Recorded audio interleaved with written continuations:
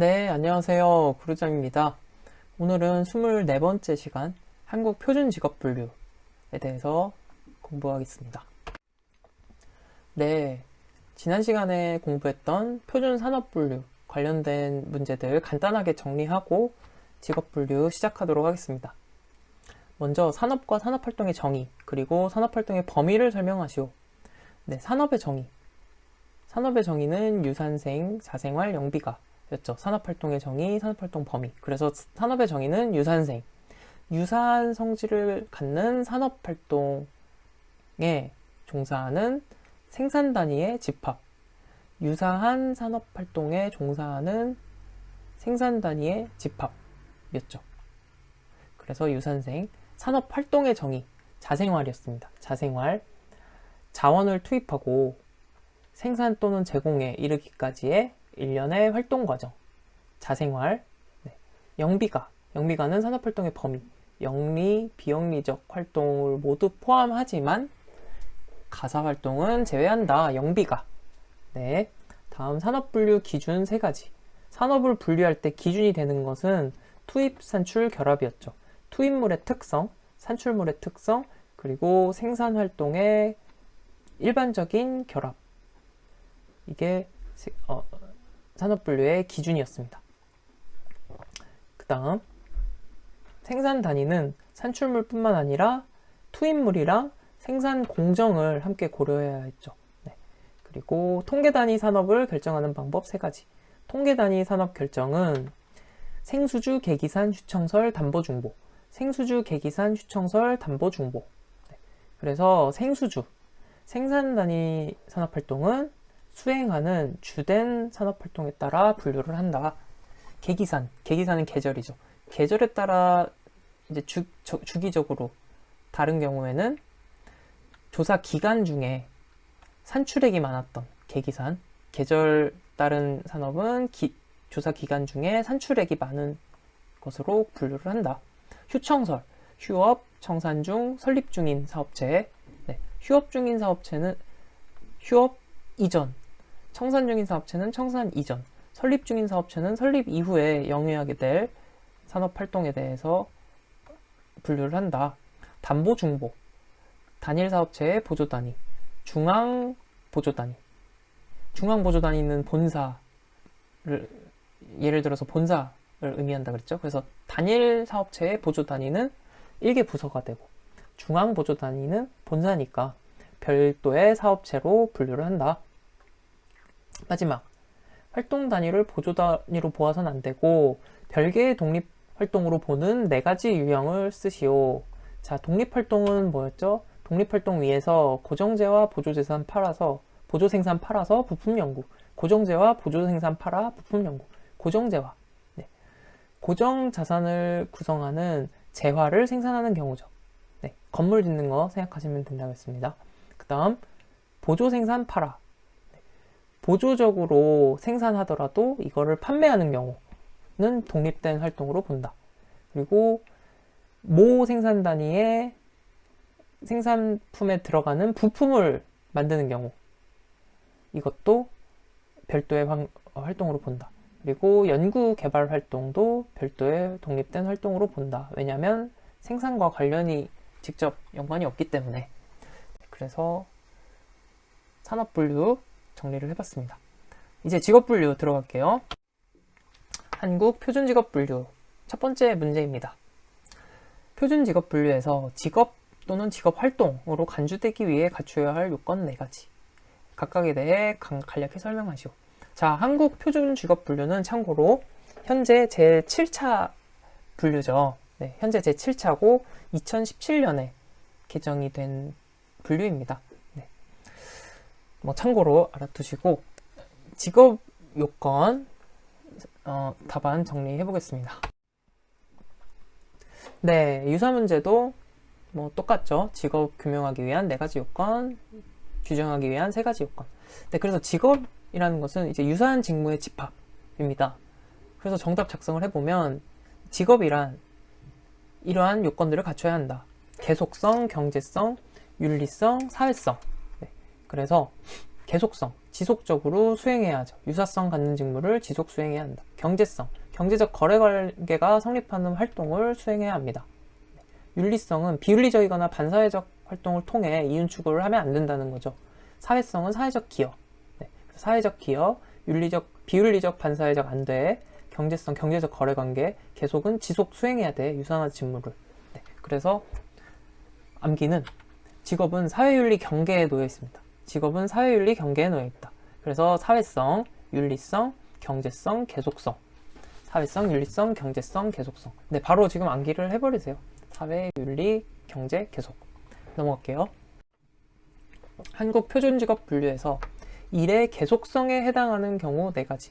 방금 봤던 4가지 중에 계속성에 해당하는 경우 4가지를 쓰래요. 자, 일의 계속성과 연관이 되는 해당되는 내용, 매일, 매주, 매월 등 주기적으로 행하는 것, 그리고 계절적으로 행하는 것. 이것도 어떻게 보면 뭐 주기와 비슷한 맥락이죠. 그리고 명확한 주기는 없지만, 그러니까 1번, 2번은 주기 관련됐는데 3번에서는 주기는 없지만 계속적으로 행해지는 것. 네, 계속성. 그리고 현재 하고 있는 일을 계속적으로 행할 의지와 가능성도 포함이 되네요. 네, 의지와 가능성도 포함이 됩니다. 여기까지.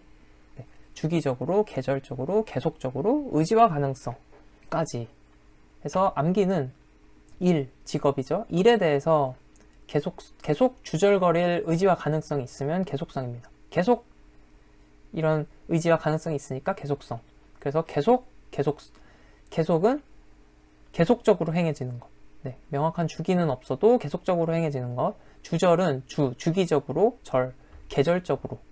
그리고 계속적으로 행할 의지와 가능성. 이렇게 계속 주절거릴 의지와 가능성이 있으면 계속성이다.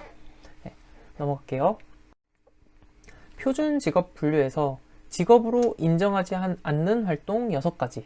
네, 반드시 암기를 하셔야겠습니다.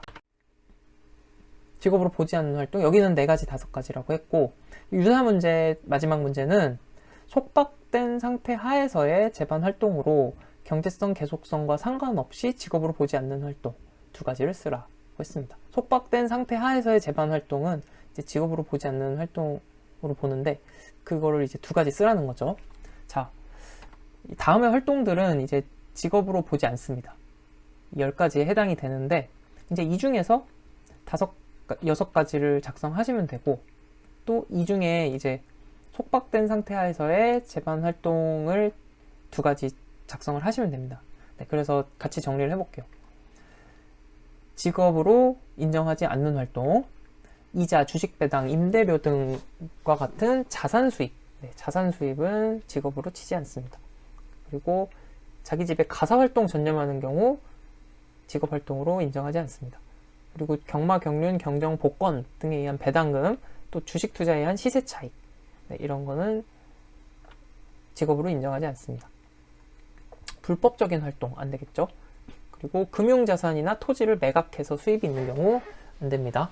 그리고 복지시설 수용자의 시설 내 경제활동, 이게 속박된 상태 하에서의 재반 활동이 되겠죠. 그래서 직업활동으로 인정이 안 됩니다. 그리고 수용자의 활동도 속박된 상태에서의 활동이 포함이 되기 때문에 네, 직업이라고 할 수 없습니다. 강제노동. 그리고 그 외에 또 교육기관 재학하면서 학습에만 전념하는 경우 직업활동이 아닙니다. 시민봉사활동 등에 의한 무급봉사 아니고요. 그 다음 사회보장이나 민간보험에 의한 수입도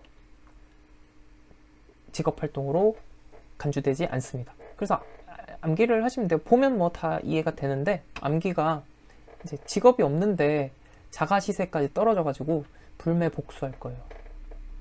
직업 없는데 자가시세, 자산수입, 그리고 가사활동, 시세 차익이죠. 네, 배당금이나 시세 차익, 그리고 불법적인 활동, 매각한 수입이죠. 자산, 토지나 자산, 금융자산 매각, 복지시설, 사회복지시설, 수용자의 시설 내 경제활동, 수용자의 강제노동, 네, 이런 것 직업으로 보지 않습니다. 자가시세 떨어져서 불매복수 할 거야.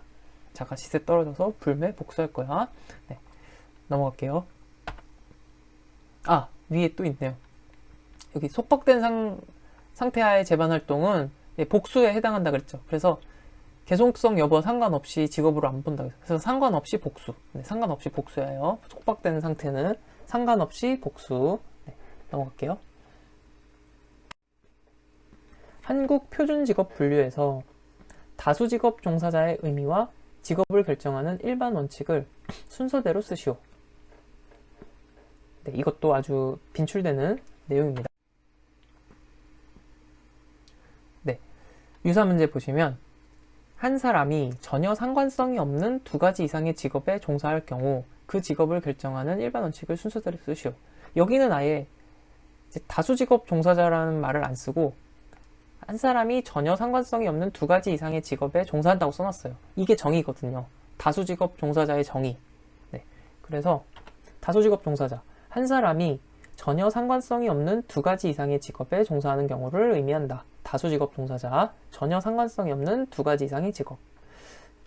그래서 결정 원칙, 직업 결정 원칙은 취업 시간을 우선으로 하죠.